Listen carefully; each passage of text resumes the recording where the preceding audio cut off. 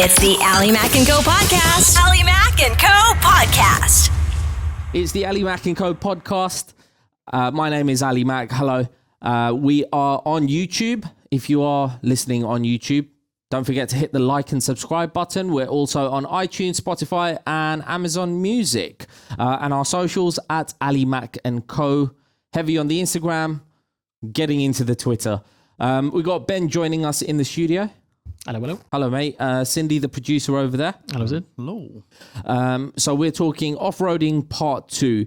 Just to quickly recap what we went over in the first episode, we were talking about vehicles of choice if you're just about to get into it, the cost that you might be looking at, how to join groups within the U.A.E. and probably all over the Middle East that will teach you how to off-road different driving techniques. So we're getting a little bit more technical today, would you say? Slowly but surely, absolutely. Okay, Yes. where would you like to start, Ben? I just, if I may, just reiterate one more thing. Insurance. What about it? Have it. Okay. Have a proper insurance. Yeah. And I'm talking fully comp here, not third party. If you have one of the newer cars. If you've got one of the bangers, okay, fine, third party. Yeah, but also, even if you have fully comp, you have to make sure you have off-road coverage. Yes. Absolutely. Yes. 4x4 coverage is a must. Some people, if you have a 4x4 capable car, it comes automatically, but it's always wise to check. Okay, but it's just regular fully comp insurance. If and 4x4 cover. Because some companies will specify, yes, you're fully comp, Okay. but you're not off-road covered. Which is a small technicality, which means if you roll in the desert, Yeah. you can't claim that. Oh, wow. Okay, so you have to get that declared on your insurance sort of thing. Okay, fine. And seatbelts, please. As in what, buy special seat belts? No, just the regular old seatbelt that the car comes with. Please put them on. Or just wear them? Just wear them. Okay. I'll tell you why. Yeah, go on. First crash I ever saw, I was in the group, almost 4x4. We're driving in a nice little queue, and I see this car go over. It was a 4x4. It was a Pajero, like my brother's. It's going across the dune, stops, center of gravity goes haywire, flips 2-3 times. Everybody gets there. Glass is smashed. Children are crying. What? Children are crying because they had no seatbelt on. So they had cuts and bruises, and it's like, why would you not wear your seatbelt? You wear them on the road, which is a flat surface, safe surface. Why would you not wear them in the desert? Were the kids all right, firstly? They were all right, yeah. We got them so out, we got them to bad. the hospital, and they were all right. But, I mean, Cindy, did you make me wear my seatbelt when you took me? Yeah. I'm sure he did. Yeah, he did, actually. Yeah. Yeah, he did. You were good like that. I take my safety very seriously. Oh, wow. Okay, so get the right insurance, i.e. 4x4 cover or off-roading cover, and just wear your goddamn seatbelts. The regular old seatbelts, nothing special. Just wear the seatbelts. I wanted to ask you, when the car rolls and stuff, if you've got stuff in your car, like you said, you take your sandwiches and stuff, doesn't that all just go? Absolutely. All over the place. So One of the reasons I mentioned the groups, just to get started in the groups, is because one of the things they constantly drill in is to make sure you have your stuff strapped down. We were talking before also about changing the wheels of the car. Yeah. So change the wheels of the car. The lug nut size changes Okay. on some vehicles, on some different types of tires. Are you talking about the locking nut? Yeah, locking nut. Okay. So you'll need a specialized spanner, which your car doesn't have unless it's the same size locking nut. Yeah. And that piece is like a cross, and it's made out of metal most of the time, and that's heavy. Yeah. So you have a proper bag, a rugged bag, not one of these cheap plastic foldable bags. Yeah. In the back, everything inside the bags or multiple bags, as long as they're all strapped down, that's fine. Because when you do roll over, you do not want anything heavy flying all over the place. How did you deal with that? Because you had like your Gladiator was like semi pickup. Yeah, well, it is a pickup truck. It has a truck bed at the back, and every corner of the truck bed has hooks. So I bought this basically netting that hooks in and keeps everything down. And then on top of that, you also have a truck bed cover as well. You're okay if you've got a pickup, because if you roll, the stuff's going out. Going out, yeah. But if inside the cab, if you've got like the jail, for example, anything in the back seats, in your cabin, you had all the cameras and everything in there. Yeah, well, I don't plan to roll over. That's my key. That's probably the first part of this, is to make sure I'm not going to try and roll over today. Well, you never plan to roll over, do you? Unless you're trying to pull some insurance scam, which does happen. No comment. But no, like it just like, yeah. I mean, it happens basically. And shit happens on. You could roll on a dune 1 meter high. It doesn't have to be a big dune. Yeah, and you were doing dunes that day. Yeah, I mean, I felt confident. I felt comfortable in my car. I knew the situation. I knew the area. Yeah. And that comes with time. And that comes with knowing your car as well and knowing your center of gravity. Yeah. I drove the 4-door, then I drove the Gladiator. So really long wheelbase cars. I couldn't get into, for example, what you're seeing there, the 2-door Defender or the 2-door Jeep. I probably would roll that because I wouldn't understand its center of gravity, its kind of movement on dunes. But you would learn that as you. Yeah, you'd have to take your time and basically start again. Not completely, but from your perspective, like for me, I wouldn't fully send it straight away. I would be thinking about where I'm going first. Okay. Absolutely, super wise to do. That's immediately why. That's why. Excuse me. That's why I mentioned the best car to learn on is just a stock car. You learn the capabilities the car can work with as a stock vehicle, and then the mods come later. Yeah, absolutely. And then you get better with your experience. You upgrade the parts of the car to perform better, and then you increase your experience like that. You when we talk about tools to take with us, what are we taking with us? Because it seems to be quite an important part of any conversation we've had regarding off-roading. It's always, you've mentioned tools and flags. Yep. I mean, so flags are really big in the group convoys because you are quite a lot of cars, and it is pretty useful. If we're completely honest, it is pretty useful because so you'd stick it at the back of your car, and hopefully it would be long enough because you get people who cut the flags and they're just like a foot or two above the roof, which is that just to let people know where you are? Exactly. So you go over dune, you can't see the car, can you? Right. But you go over dune, you stop. Do you know if you stopped? No. You go over dune, he stops. But you see the flag. Flag is flapping around there. Right. You need to stop. So if you go over, you're going to hit him. So that's why that's there. Okay. To avoid little accidents. So have long, tall flags. Yeah. Okay. I know I got a friend of mine who drives a Jeep. What's your friend's name? Ahmed. Okay. Drives a Jeep from Egypt. Really cool guy. He's got a fishing pole. If it works, it works. A full-on fishing pole. Yeah. I don't know how long it is, but you can see that thing. Yeah. And he's got the Egyptian flag flying proud as well. Fair play to him. Absolutely. I mean, that's genius idea to use. Probably better than the tiny little small red flags that we run. Yeah. Those are the standard ones. But yeah, I mean, this guy, you can see that guy. Okay. You can tell he's obviously been hit and was like, I'm making sure no one hits me again. Yeah. Yeah. It works for him, so there you go. Absolutely. Well done, Ahmed. Good job. Tools. What sort of tools are we looking at? So when I first started driving, like I said, I started with almost 4x4. And then I started to branch out on my own because the rules got quite suffocating. And I didn't like, you got maximum speed. You can't do anything fun that you want to do. Okay, it's a bit Jesus, what's going on? It is a bit reckless, a bit more reckless because you want to do a couple of donuts, They don't let you do any of that. No. You're not reckless, are you? I used to be. You didn't know me at the beginning. So the first, the lady who taught me how to drive, Nancy, amazing driver. Yeah.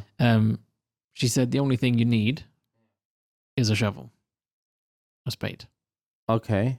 And that's if you get stuck. If you get stuck, you're digging. Yeah. If you're alone and you got a shovel, you know where to dig, you can get yourself out of most stuff. I don't think I've ever dug.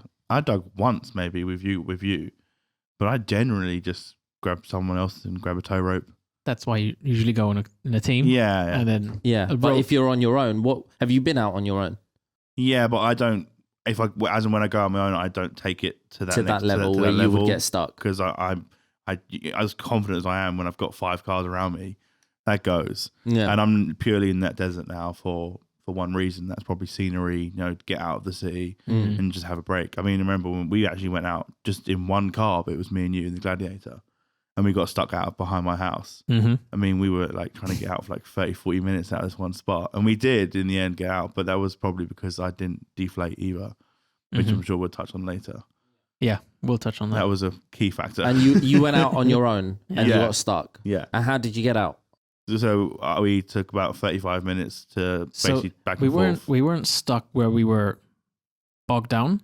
We were stuck. So there's soft stand, Yeah. and you'll find that in a bunch of places where you can't get enough momentum to get out of this little dune. Okay. And this little dune was Oh, tiny, mate. No bigger than it wasn't even bigger than the flat. car. Yeah. Yeah. But the sand is so soft and you can't get momentum that if you spin the wheels, you'll get stuck. You'll get bogged down. And then you need to dig. Okay. So you just keep spinning slowly. You turn the steering wheel left, you turn it right, you turn it left, you turn it right. And Where- it crawled. And it crawls. Not So- even inches, millimeters. You're And- watching the car just go forward. You constantly do that. It's like a bit of a snake movement, a very Yeah. slow. That's the point. So you grab traction on the sides. Yeah.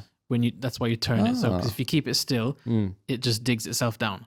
But if you keep cutting into the corners, Yeah. you move slowly. Okay. Because it's putting sand underneath the tires and pushing it ever so slightly. Yeah. So I'm assuming for like the tires and stuff, like, so when you say a shovel, like one of those little garden spades should do. No, okay, got this completely wrong. Sir, No, please. the hand has gone up. Sir, stop. Whoa. Wait, stop. Wow. Sid, we got a picture of this, We right? actually, yeah, we got a picture. We were knew prepared you- for this one. We knew you'd say that. We thought this might come up. I can't find the mouse. We didn't. I just can't believe I saw the hand. So it was stop. like face palm. Stop. I was like, what? Sir, please. Yeah, So, you look- that's a cute little thing. Yeah, it's no. What's wrong with that? No, listen. That shovel is literally like this size. Yeah, Okay. my It's hand, tiny, my and hand is it bigger folds. than that. It folds into three, so it comes into it folds this over there and that backwards, and it's nice and compact. Okay. But it's useless. If you get stuck, you need more than that to shovel the sand out. Otherwise, you're going to be there forever. Okay. It's not even worth it. So you need like a big one. You need a decent sized one. Oh snap! Right. There we go. So they sell this in a bunch of places here. It's not very clear. So but- if we can just describe that is like a really big headed. so you've got a shovel. solid piece of shovel. Yeah. And it's extendable as well, so you can extend it and get right under the car to where you need to cook. And you got to be careful. Yeah. Sorry, you got to be careful when you're digging under the car because the exhaust is hot Right. Okay. and yeah, that yeah. heats up the sand. Yeah. If you're doing it in winter, you don't realize, and all of a sudden you're pulling sand out. You're like, Yeah. you know, it's hot. Okay. But if you have that small dinky one, Yeah, you're not getting anywhere with that. please So- you're doing no one a favor here. So big shovel, key. Yes, All right. absolutely, Any other tools? definitely. Oh, really? Definitely. Okay. Tow rope, and not one of these little dinky strings. You mean like a heavy duty A properly rope? rated. We'll get into quality later, but Yeah. I'm big on quality. Okay. Are you kinetic or tow? Kinetic. Yeah. I don't recommend winches. What if you're really. going to throw in these? What's the difference between? So one of them basically stretches like a bungee cord, Which is which one? the Kinetic. kinetic rope, Okay. and one is like the ones they use for like Which is shipping taut. containers. Yeah, and yeah. and yes, Okay. which is taut. So the kinetic, what it will do is it will stretch a little bit, and then it will bump your car out. It will And bump your won't- car It out. won't shock the car out. Right. When Okay. you tug on this side, it doesn't snap. It doesn't snap Yeah. Okay. the other car, so you do less damage. Okay. So tow rope, shovel. Absolute basics. That's it, That's it. Flag if you're in a group. and a flag. Yeah. No other tools really required. If Uh, you've got one of the old junkers and a Jeep or a Jeep, Yeah. any Jeep. Yeah. Probably better to take a mechanic out with you. Yeah. Okay. First, Yeah, first recommend aid kit. Yeah, first aid kit is always handy, but that's not a tool. That's like a You're a tool. Have a look at that picture for everyone on YouTube. which one? You bait your face. Oh, Yeah, that one. we've added Ben in. Oh, yeah. Ben's an integral part of the team. Tool, look at that good looking fella. I know. I got a hey Absolute cutie from my wife as model well. face. Hold on, Ooh. just because I've been seeing it on Instagram, can we do that whole thing? Which one? Okay, smile, raise your eyebrows, stop smiling. That's your model face. Sid, go on. What is it? Okay, so away from the microphone so the camera can see you. Smile, eyebrows up, stop smiling. That's your model face. Oh. Okay. Back to topic. Yeah. Tools, yeah. So what have we got? What do I have? Yeah, shovel, flag if you're in a group, and a rated rope. Okay. Absolute necessity. Like we were saying before with the tires, if you change the wheels, No, bring the lock nut. Come Yeah, on, be Jody, bring the lock nut. Shout out to Jody. Yeah, think about ask. Don't be afraid to ask. Yeah. Absolutely not. Like the people are so friendly, and it does you no harm. Yeah. Sorry. Okay. Your beard really loves our Jesus, it does. microphone, mate. That was so smooth. Okay, so we've covered tools and flags, strapping down your tools, insurance seatbelts. What's next? What have we got? We have. Shall we jump into the quality? No, or is that? No, you mentioned something about is it a kill switch? Kill switches. What's a kill switch? Good idea. It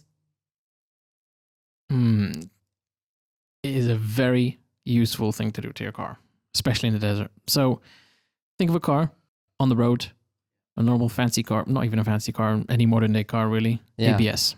Yes. Right? So Yeah. the ABS is designed to give you more steering ability Yeah, in an it's emergency. like a very quick start, stop. Absolutely. Yeah, So yeah. Automatic braking system. And if you have that in the desert, what happens is your wheels are still spinning, Yeah. which means sand is going underneath the Yeah. wheel, Yeah. and it's not piling up fast enough in front of your tire. To make you stop. So you won't stop as quick as if you have a kill switch. So if you have a kill switch that disables the ABS, so your wheels will lock up.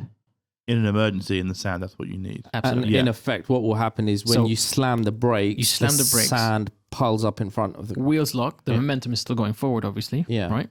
So what will happen is instead of it still going around with Yeah. the ABS, it stops and just piles up the sand in front, giving you a shorter stopping distance. Imagine that. Also, when it comes to ABS, like remember I told you about the crash, the lady in Yeah. the Earlier, yeah. earlier. So when you're going sideways like that, the wheels will sense the spin in Yeah. the tires, and if that happens and you're at the wrong angle, it will just kill the power. And if you kill the power, you roll. Essentially, if you're at a bad angle and you don't have enough momentum to turn yourself down or to turn yourself up, if you know what you're doing, Yeah. you'll roll. So So you the don't- kill switch gets rid of that problem as well. Yes, because it will keep the wheels spinning, which Okay. is what you want when you're doing that kind of crest. Right. Okay. You don't want it to lock up on you or downshift Right. because you want to keep the power to the wheels. Another reason why you should have a manual vehicle. Yeah. So when you Not should, but it's handy. Also for life. Manual, mate. that was I feel like you got jabbed by Ben there. Very rare. Why? Ma- Why manual is life. that? Oh. Okay, so the kill switch controls the ABS and the fact that your car won't just cut out. Yeah, keeps your wheels spinning, which Okay. is what you want when you're doing that. Yeah. And it locks them up when you want to brake. So it's very important to have then. It's not very important because when you're first starting out, you're learning all these things. Yeah. And it's always good to 'Cause the stock- experience them. The stock cars won't have kill switches. No, not unless you get one that has one installed from the previous owner. Which, if you're buying a 4x4, the one that's been used for desert, They would. might actually come with it. Mm. Because it's an aftermarket bit of kit that you can install. Yeah. Very, very easy. Yeah. 200 chips and you're done. 200 dirhams, that's about, what's that? That's £40. 40 quid, yeah. $60, $70. Okay. Yeah, cheap mod, very effective. We're going to talk about parts and quality Mm-hmm. because you're massive on that. But I'm a fan of quality. Now, I'm not rich by any means, but I would rather have something that's tried and tested from a branded product, for example. Like, it doesn't have to be expensive because you've got ARB, you've got Dobinsons, which are tried and tested products in Australia where they test them heavily for those type of terrains. So there'll be an upgrade over the OEM suspension, the manufacturer suspension. So we're talking, when you say parts and quality of parts, what particular parts are we looking at here? You said suspension. There's different parts, but at the moment we're talking about suspension. Right. So you're talking quality cheap parts Yeah. or tried and tested parts that are done by a major manufacturer and heavily tested in Australia, for example. You've got Fox, which have a range of suspension as well. They have the cheaper ones and they go all the way up to like 20, 30K. These guys are specialists in off-roading parts, I'm assuming. Yeah. Okay. So it's a company that you can look up online, tried and tested in various rallies around the world. So they've got some heritage to them. So it brings up their you trust them a bit more. Yeah. Because Whereas, there's lift kits and stuff as well. I don't want to go into that too much, but I know you had your... Yeah, I got mine through Jeep, which was the Fox kit. Okay. And yeah, there's like countless manufacturers that will do it now. yeah. But you got a suspension lift, which is, so you mentioned lift kit. So you get a suspension lift, which changes all the suspension setup to create lift. Whereas if you get a lift kit, they keep everything stock, but they put like a spacer in between the body and the shock mount to raise the height of the vehicle. The chassis itself. Yeah. Okay. But the car is designed for molded around stock performance, not that lifted one. So it's not the best. So as opposed to like these manufacturers that you mentioned, which have quality control, what are the alternatives that you wouldn't recommend? I would rather not mention them, but what they essentially do is, so we know they're all made in China anyway, right? So they would get like a King suspension or a decent Fox suspension. Mm-hmm. They would send it over to China and have someone replicate it. Right. But it's not tested. Yeah, there's no quality control. Right. They don't use, like a lot of these high-end ones or even medium-end ones, they come with rebuild kits. Okay. That if something happens and one day you see your car, looking like it's limping. Yeah. Because one of the shocks has gone, lost its gas or oil or whatever, you can go take it to the garage. They do it up brand new. Whereas these cheaper ones, if it goes, it goes. You just have to buy a new there's one. no warranty or anything like that on it. No. And like there's no quality testing to them. So it's you have to be careful. Yeah, is it cheaper? Absolutely. But is it worth the hassle if something goes wrong? No. And you're talking about, because you'd probably use that car for a daily. Most people do. Yeah. So you're going to have something that's taking you around daily that's... Yeah. So better not to cut corners on that then. Not ideally, no. Same with wheels. Wheels as in the actual wheel or the tires? The actual wheel, the rim, not the tire. Right, okay. So you get same deal. You get wheels which are from Thailand. Yeah. You get wheels which are quality control. Actually, because I had like Braid in mind. They use their wheels on tons of rally cars. Okay. That take a beating. Okay. Do wheels take a beating when you're dune bashing? Oh, tons. So one of the most essential things you do when you're off-roading, actually, the first thing you do before you even hit the sand is deflate the tire, right? So you get a bigger traction footprint when you're driving. Right. But that means there's less cushion to hit the rim. Yeah. Sorry. These guys and their impressions. I have to live with this. Yeah, so you deflate the tire. Yeah. Flushing there, are you now? Should Bit red there, mate. Yeah, well, it happens. I'm repeating myself. So you've deflated the tire and you're driving along, and there are these things that I call bitch ditches. Ah, bitches. No, bitch ditches. I ain't talking about a ditch between the bitch. Okay. And what is this? It is like, so you'll be driving, you'll find a nice little sapka, which is like an empty part of the desert, a nice flat, looks flat. Yeah. But there'll be like a little bump that you don't see. It's not even a bump. It's like a little dip. It's like where the wind blows. Where the wind blows through one of these valleys and it creates a little, like a pothole in the desert. Okay. So you're driving fast and you've got a ton vehicle going through there. Jesus. Oh my God. Yeah. And the car's going to put pressure on the wheel. Okay. Going at that speed, you're going to hit the corner, boom. And on these cheap ones, you could dent the rim. The rim, so you bend the rim. Right. Sometimes you have a pop out, which is when the rim comes off the tire. Tire comes off the rim. See, saw that with Cindy. Not Cindy didn't do it, but another person that was with us. He was there. Yeah, you were there. That's right. And then you fixed it, actually. That's when Simon popped out. Super easy to fix if you got the tools. Oh, you called out Simon. That's so bad. Yeah. Oh. Simon had a disastrous first and last time on the desert. one time. It was one time he went, and that's it now. And his bumper's permanently dented, and he's Poor never fella. going back. His side steps. Oh, anyways, yes.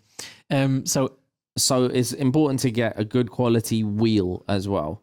the actual rim itself. The actual rim. And because they can take they're properly... They can take the impact.